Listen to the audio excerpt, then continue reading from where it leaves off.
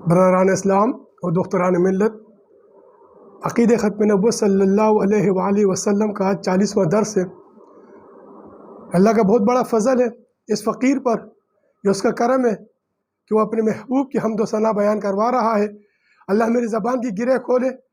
اللہ رب العالمین ان پرفتن دور میں جو اسلام کی نشاط ثانیہ کا دور ہے، مختلف فرقوں سے، مختلف طریقوں سے امت مسلمہ کے نوجوانوں کو جو گمراہ کیا جا رہا ہے، خوش نصیب ہے وہ لوگ جو اس آواز کو سن کر امت مسلمہ کی دوسرے افراد تک پہنچا رہے ہیں۔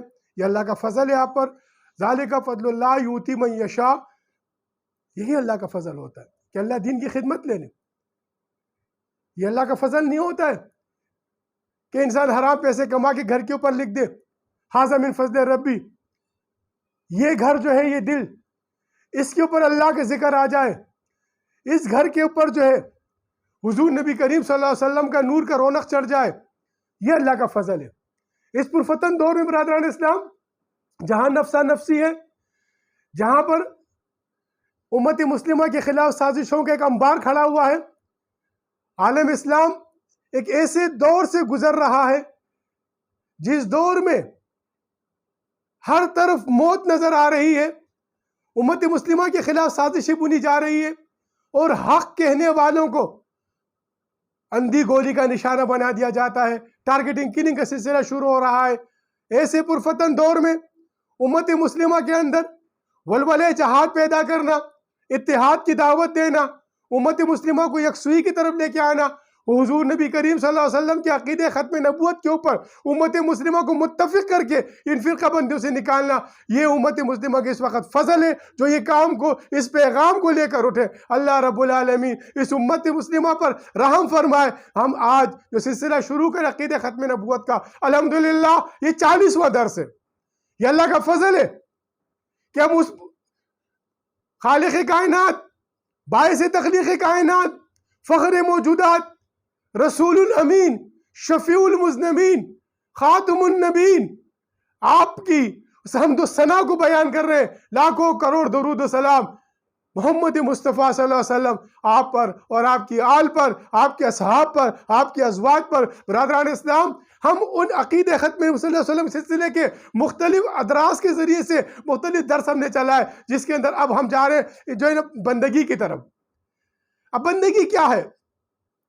ہم اس بندگی کی تشریح کی طرف جا رہے ہیں کہ انسان جو ہے، ایک انسان ہے، قرآن نے انسان کے لیے اکثر یہ فرمایا کہ انسان لالچی ہے، انسان جھگڑالو ہے۔ تخلیق آدم پر جو پہلے سپارے کے اندر جس کی تفصیل بیان کر دی گئی کہ تو جھگڑا پیدا کرے گا، اب انسان میں بندگی کب آتی ہے؟ اسے بندگی کب آتی ہے؟ فَإِنِّي عَبُدُونِي، یہ بندگی کیا ہے؟ ہم اس بندگی کی طرف آ رہے ہیں۔ جب ہم میں بندگی آ جائے گی، جب ہم میں فروتنی آ جائے گی، جب ہم میں انسانیت آ جائے گی، جب ہم میں برداشت کا جذبہ پیدا ہو جائے گا، جب ہمارے اندر ایک دوسرے کو لے کے چلنے کا جذبہ پیدا ہو جائے گا، تو سمجھیے آپ کے اندر بندگی آ گئی۔ یہ برداشت کا جذبہ صحابہ کرام میں تھا۔ صحابہ کرام نے، جس طرح میں نے اس سے پہلے عرض کی، جنگ یرموک کا ابو جہل کے بیٹے تھے اکرمہ، لیکن جب اسلام کے اندر آئے، اسلام کے جو پیرہن کو بدلا، اسلام کے پیرہن نے اپنے آپ کو جو ہے نا جناب منور کیا، ان کے دل کو، ان کے قلب کو، تو کس طریقے سے بندگی ہے، اپنے بھائی کا کس طریقے سے احساس کیا۔ اس احساس کا نام بندگی ہے۔ 1,24,000 انبیاء کرام، انہی 2 پیر کے جانوروں کو پہلے انسانیت پیدا کی، درندگی سے نکالا، درندگی سے نکال کے انسانیت پیدا کی، اور انسانیت کے بعد ان کے اندر بندگی پیدا کی، بندگی کی طرف لے گئے۔ ہر نبی نے اپنی امت کے اندر بندگی پیدا کی، اللہ کا عرفان کرایا۔ اٹھا کے دیکھیے کتابوں کو، عیسیٰ علیہ السلام کی زندگی کو آپ سامنے رکھ کے دیکھیے، جب آپ فرماتے کہ اگر کوئی تمہارے ایک منہ پہ چھاپڑ مار دے، اس کو دوسرا منہ پیش کر دو، اسے جھگڑا مت کرو۔ اللہ اکبر۔ انبیاء کرام کا یہ طریقہ رہا۔ ایوب علیہ السلام کی زندگی آپ کے سامنے نمونہ ہے، کس طریقے سے آپ کو، اللہ کے نبی تھے، گاؤں کے لوگوں نے، علاقے کے لوگوں نے آپ کو علاقہ بدر کر دیا، امتحان تھا اللہ کا ان پر، لیکن اللہ کی بندگی میں وہ بندہ قائم رہے۔ اسی طرح حضرت ابراہیم علیہ السلام اسی طرح حضرت نوح علیہ السلام، اسی طرح یوسف علیہ السلام، اسی طرح داؤد علیہ السلام، جتنے اللہ کے انبیاء آئے وہ اللہ کی بندگی میں، اللہ کی عبادت میں، اللہ کی فرما برداری میں اپنی زندگی گزارتے رہے اور امت کو اس کی تلقین کرتے رہے۔ حضور نبی کریم صلی اللہ علیہ وسلم خاتم النبیین ہے، آپ کے بعد کوئی نبی نہیں۔ اسی لیے ہم نماز میں کیا کہتے ہیں؟ ایاک نعبد، اے اللہ ہم تیری بندگی کر رہے ہیں۔ اب اللہ کی بندگی کیسے کی جائے؟ کیا غرور و تکبر سے کی جائے؟ کیا اپنے آپ کو منوا کے کی جائے؟ کیا اپنے انا کو رکھ کے کی جائے؟ ارے بندگی میں تو فنا ہے، بندگی میں تو لقاء ہے، بندگی میں تو اللہ کی ارتقاء ہے، بندگی میں تو اللہ کا دیدار ہے، بندگی محمد مصطفیٰ صلی اللہ علیہ وسلم کا دیدار ہے، قربت ہے وہ۔ برادران اسلام، عقیدہ ختم نبوت صلی اللہ علیہ وسلم کا یہ 40واں درس جو بندگی کی طرف آج کے اس معاشرے کو لانا چاہ رہے ہیں، کیونکہ آج کے معاشرے کے اندر میں اکثر عرض کرتا رہتا ہوں جگہ جگہ پر مذہبی انسانیتی بندگی ہے۔ اور یہ مذہبی انسانیت کیا ہوتی ہے؟ دیکھیے مذہبی انسانیت جس طرح یہاں پر آج کا جو تقسیم کر دیا جائے لسانیت میں زبانوں کی تقسیم، لسانیت کے زبانوں کی تقسیم، میری یہ زبان تیری یہ زبان، فرقوں میں اگر کوئی بندہ حق بات بھی کر رہے ہے لیکن آپ کی فرقے کا نہیں ہے، وہ کہتے ہیں جی ہمارے فرقے کا تو بندہ نہیں ہے، اس کی بات ہم نہیں مانتے۔ تقسیم کر دیا گیا بندگی انسانوں کو، مسلمانوں کو فرقوں میں، صوبوں میں، ملکوں میں، ان تازہ خداؤں میں بڑا سب سے وطن ہے جو پیرہن اس کا ہے مذہب کا کفن ہے۔ تقسیم کر دی گئی امت مسلمہ کو۔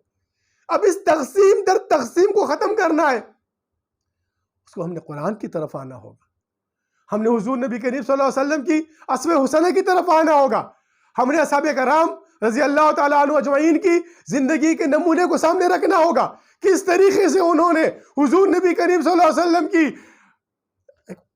واقعی بیان کرنا چاہتے ہیں۔ برادران اسلام، اللہ نے موقع دیا تھا دیدار کرنے کا، جگہ جانے کا، آپ نے جا کے دیکھیں مسجد قبلتین کو، یہ کس طریقے سے حضور نبی صلی اللہ علیہ وسلم کے عاشق تھے، کس طریقے سے حضور نبی صلی اللہ علیہ وسلم کی محبت تھی کہ انہوں نے کچھ دیکھا نہیں، نماز ادا کی جا رہی ہے، 2 رکعت نماز ادا کی، حضور نبی کریم صلی اللہ علیہ وسلم مشرق سے مغرب کی طرف مڑ گئے، جتنے بھی کھڑے ہوئے تھے کسی نے یہ نہیں کہا کہ حضور آپ تو قبلہ بدل رہے، کسی نے پیچھے سے آواز نہیں کی، کسی نے جرا نہیں کیا، سب جس طرح حضور کھڑے ہوئے تمام کے تمام اصحاب کرام، اور جتنے سے کہتے عشر مبشرہ کہا جاتا ہے، تمام کے اصحاب کرام اسی طرح منہ کر کے کھڑے ہو گئے جس طرح حضور نبی صلی اللہ علیہ وسلم پر اس طریقے سے اندھی عقیدت، وہ محبت، وہ چاہت تھی۔ اصحاب کرام کی بندگی یہی ہے کہ ہمارے سامنے جو نمونہ ہے وہ محمد مصطفیٰ صلی اللہ علیہ وسلم کا، اسی کو ہم فالو کرتے رہے، اسی کی طرح ہم چلتے رہے، یہی بندگی ہے۔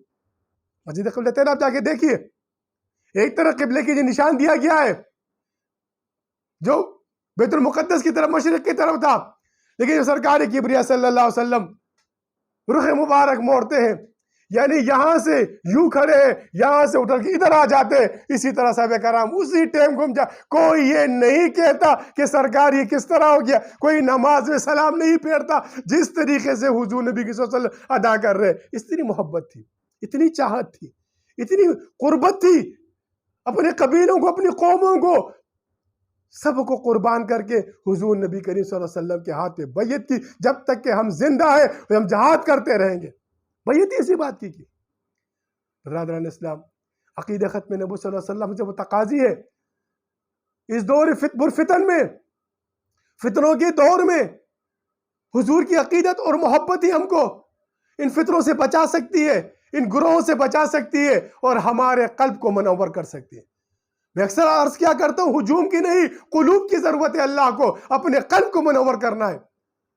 برادران اسلام، آج کا آپ سیاسی ماحول دیکھیں، کس طریقے سے مملکت کے اندر کیا حالات اس مملکت کے اندر ہو رہی ہے۔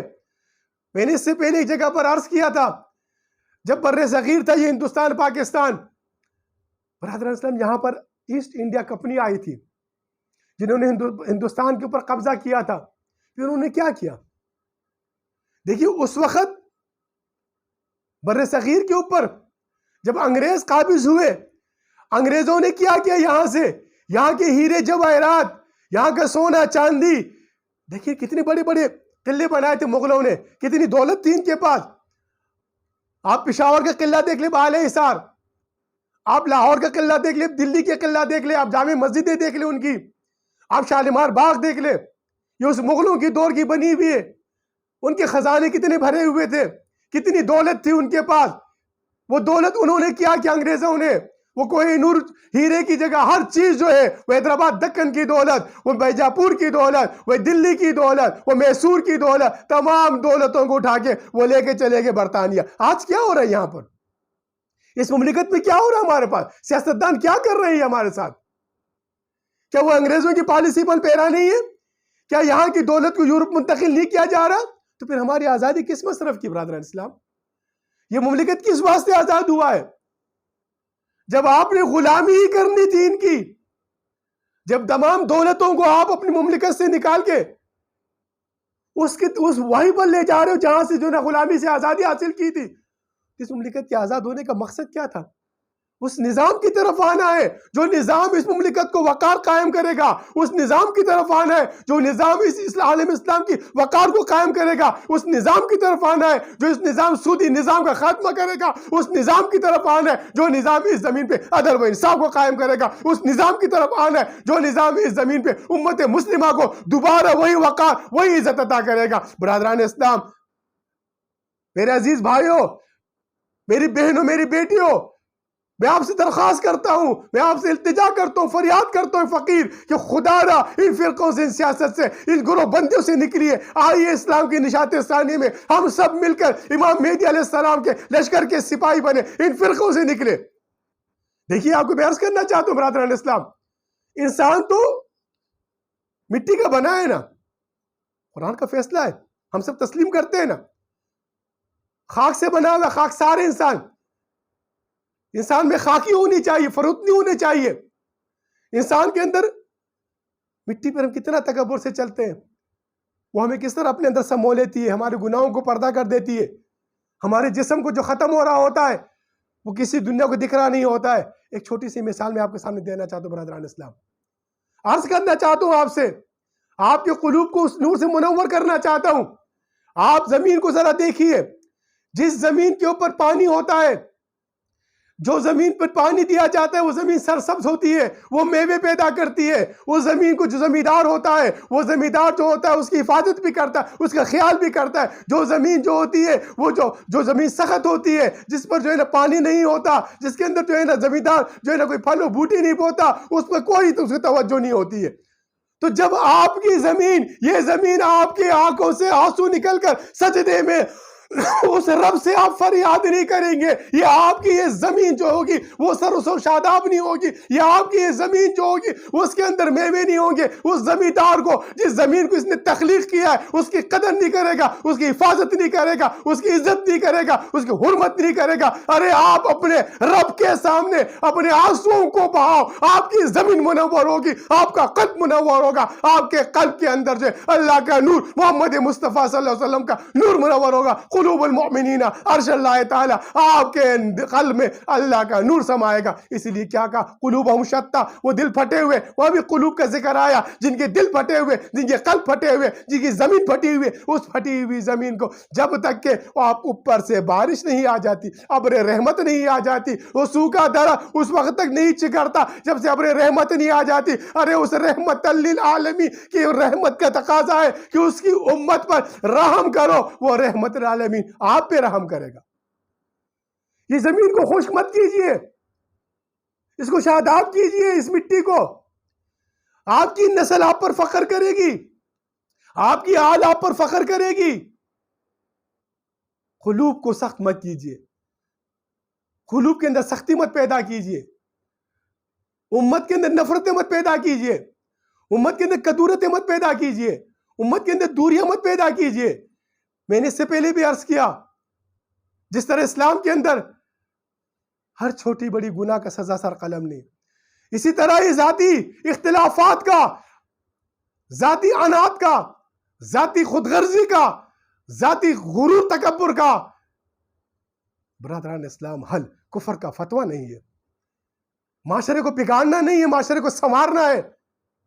کیونکہ حضور نبی صلی اللہ علیہ وسلم کے بارے میں اسوہ حسنہ آیا. حسنہ کیا ہوتا ہے؟ سنوارنا ہوتا ہے. حضور نے سنوارا معاشرے کو. کس طریقے سے سنوارا؟ جو عرب خود گمراہ تھے ان کو کس طرح راہ پہ لائے، کس طریقے سے وہ صحابہ کرام بنے، کس طرح حضور نبی صلی اللہ علیہ وسلم سے عقیدت محبت ہوئی، کس طریقے سے صحابہ کرام نے اس زمین کے اوپر 8 لاکھ مربع میل پر اسلام کو غالب کیا. تو برادران اسلام، اسلام کی نشاط ثانیہ کا دور ہے. فقیر آپ کو دعوت دے رہا ہے، آئیے اس قلب کو نور محمد سے منور کریے. آئیے اٹھیے. اسلام کی نشاط ثانیہ میں پاکستان کی فوج اور یہ پختون حضرت امام مہدی علیہ السلام کے لشکر کے سپاہی ہیں. ان دونوں کے خلاف آج پھر دوبارہ آپ دیکھ رہے سازشیں بنی جا رہی ہیں. یہ سازشیں کیوں بنی جا رہی ہیں؟ یہ اسی لیے بنی جا رہی ہے کہ وہ اپنی مذہبی کتب کو جانتے ہیں. میں اکثر عرض کرا کرتا ہوں کہ جتنی پالیسیز بن رہی ہیں اس وقت اقوام متحدہ جو اپنے آپ کو کہتے ہیں، جو اپنے آپ کو نام نہاد سلامتی کونسل کہتے ہیں، برادران اسلام یہ مذہبی پالیسی بن رہی ہے. یہ اپنی کتب سے پالیسی بنا رہے ہیں. یہ اپنی کتب سے اپنی پالیسی بنا کر اس پر عمل کر کے مسلمانوں کو غلام سے غلام بنانا چاہتے ہیں، کیونکہ وہ جانتے ہیں ان کی کتب میں لکھا ہوا ہے. ان کی کتب میں لکھا ہوا ہے کہ اسلام کے غلبے کے لیے جو حضور نبی صلی اللہ علیہ وسلم کا فرمان ہے، صادق الامین نبی ہے، یہ سچا ہے. اس کے خلاف سازشیں بنی جا رہی ہیں. اب ان سازشوں کا تریاق کس طرح ہوگا؟ ہم سب نے مل کر اسے تریاق کرنا ہے. سب سے پہلے ہم نے اپنے قلوب کو منور کرنا ہے. ہجوم کو جمع نہیں کرنا، قلوب کو منور کرنا ہے. قلوب کو منور کر کے، میں نے عرض کیا نا آپ سے برادران اسلام، یہ مٹی کا بنا ہوا ہے. جب آپ اس کے دربار میں سجدہ ریز ہوں گے، جب آپ اس کو اپنے آنسوؤں بہائیں گے، اس کے دربار میں سجدہ ریز ہو کے اس سے فریاد کریں گے، اس زمین جب سخت ہوتی ہے اس پر کوئی میوہ نہیں ہوتا. زمیندار کیا کرتا ہے اس زمین کو؟ برادران اسلام اس پہ ہل پھیرتا ہے، ہل چلاتا ہے، ہل چلا کے زمین کو نرم کرتا ہے. اس زمین کو نرم کر کے وہ زمیندار اس سے ثمر حاصل کرتا ہے. تو اپنے قلب کو نرم کیجئے، اس کے دربار میں سجدہ ریز ہوئیے. جو سر اللہ کے دربار میں سجدہ ریز ہوتا ہے، اس زمین بسنے والے مخلوقات کے سامنے رب اس سر کو جھکنے سے بچاتا ہے. اگر اس زمین پہ عزت دار ہونا ہے تو رب کے دربار میں سجدہ ریز ہو. اگر اس زمین پہ سرخرو ہونا ہے رب کے دربار میں سجدہ ریز ہو. اس کے دربار میں آہ جاری کرو، گر گراؤ، فریاد کرو اور اس سے آہ جاری کرو. جو وقت جس کا تو نے انتخاب کیا ہے، جو وقت کا امام جس کا تو نے انتخاب کیا ہے، حضرت مہدی علیہ السلام جس کا تو نے اسلام کی نشاط ثانی کا انتخاب کیا ہے، اس کے لشکر کے سپاہی بنا. ہم اٹھ کر اس کے دین کی سر بلندی کے لیے، حضور نبی کریم صلی اللہ علیہ وسلم کی وعدے تغزل ہند کو تکمیل تک پہنچانے کے لیے حضرت امام مہدی علیہ السلام کے لشکر کے سپاہی بن سکے. آپ فریاد تو کر کے دیکھیے. میں نے اس سے پہلے بھی عرض کیا، برادر اسلام نیت کیجئے. انما الاعمال بالنیات. ارے آپ اگر نیت کریں گے آپ کے ساتھ کنیکشن جڑ جائے گا. آپ اس کنیکشن کو جوڑیے، اس رب کے ساتھ کنیکشن کو جوڑیے. آپ جب کنیکشن کو جوڑ دیں گے پھر آپ کے دل کے اندر آپ کا قلب منور ہو جائے گا. آپ کو اس کا عرفان ہوگا. آپ کو امت کی قدر ہوگی. آپ امت کو تقسیم نہیں کریں گے، آپ امت کو جو ہے نا اکٹھا کرنے کی کوشش کریں گے. یہ ہمارے اہل قلم، اہل علم کی ذمہ داری ہے. عقیدہ ختم نبوت صلی اللہ علیہ وسلم کا 40واں درس ہے. اس 40ویں درس ہم سے متقاضی ہوتے ہیں کہ ہم بندگی اختیار کریں. فَإِنِّي عَبُدُونِي، اسی لیے ہم ایاکا نعبدو کہتے ہیں. اے اللہ ہم تیری بندگی کر رہے ہیں. اس میں بہت بڑا فلسفہ ہے. انا بندگی نہیں ہے، انا عبدو نہیں ہے. ایک مسلمان اکیلے کھڑے ہو رہا ہے، تنہا کھڑے ہو رہا ہے نماز پڑھنے کے لیے. سنتیں تنہا پڑھی جاتی ہیں، فرائض کے لیے جماعت اجتماع کیا جاتا ہے، نفلیں علیحدہ علیحدہ پڑھی جاتی ہیں. لیکن کسی بھی پڑھنے میں وہ یہ نہیں کہتا کہ انا ایاکا نعبدو، انا نعبدو نہیں کہتا. اے اللہ ہم تیری بندگی کر رہے ہیں. یہ ہم میں جو صیغہ ہے، جو جمع کا صیغہ ہے، وہ ایاکا نستعین میں جو ہے اس کا جو ہے نا راز مضمر ہے. اب اس راز کو سمجھنا ہے. وہ ایاکا نستعین کیا ہے؟ جب آپ اس سے استناد مانگیں گے، اس بندگی میں تکلیفیں ہیں، اس بندگی میں اذیتیں ہیں، اس بندگی میں کفر کے فتوے ہیں. انبیاء کرام کی تاریخ اٹھا کے دیکھیے کس طرح ان کی قوموں نے ان کے ساتھ کیا. لیکن اللہ نے جن کے قلب کو منور کیا تھا، اللہ رب العالمین نے اس کو جو ہے نا اللہ نے سرخرو کیا. اور بڑی بڑی متکبر قومیں، فرعون کی، عاد کی، سمود کی، ان قوموں کو اللہ نے تباہ برباد کر دیا. اللہ رب العالمین ہم سب سے دین اسلام کی خدمت لے. عقیدہ ختم نبوت میں ایاکا نعبدو و ایاکا نستعین کے بعد کیا آتا ہے؟ اہدنا الصراط المستقیم. ہدایت چاہتے ہیں. دیکھیے اللہ کی بندگی کر رہے ہیں. اللہ کی بندگی کی بات کیا کرتے ہیں؟ اس بندگی پہ قائم رہنے کے لیے، فَإِنِّي عَبْدُونِ کے لیے، بندگی پہ قائم رہنے کے لیے اللہ کی مدد چاہتے ہیں، تو اللہ کی امداد کے لیے پکاریے۔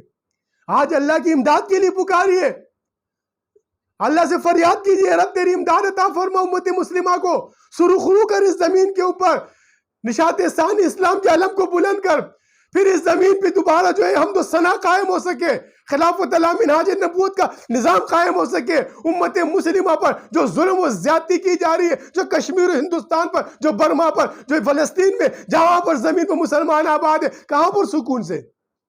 سکون نہیں ہے۔ یہ سکون اگر زمین پہ چاہتے ہو برادران اسلام تو ہم انہیں واپس لوٹ کر اسی طرف آنا ہوگا جس لیے حضور نبی کریم صلی اللہ علیہ وسلم نے ہم سے، اصحاب کرام سے عہد لیا تھا، بیعت لی تھی۔ سورہ فتح کے اندر اس کے ذکر آتا ہے کہ جو اللہ سے راضی ہوا تھا، اللہ کی رضا کی طرف آنا ہے، اللہ کی رضا میں ہی محمد مصطفیٰ کی رضا ہے، محمد مصطفیٰ کی رضا میں ہی اللہ کی قربت ہے، اللہ کی قربت میں ہی فَادْخُلِي فِي عِبَادِي وَادْخُلِي جنہ ہے، اللہ کی بندگی دراصل جنت ہے۔ اس زمین کو جنت فردوس بنانا ہے، وہ آپ کی، ہماری امت مسلمہ کی ہر فرد کی ذمہ داری ہے، اہل قلم کی، اہل علم کی ذمہ داری کہ اس زمین کو فردوس بنانے کے لیے اپنا کردار ادا کرے۔ وما علینا الا البلاغ المبین۔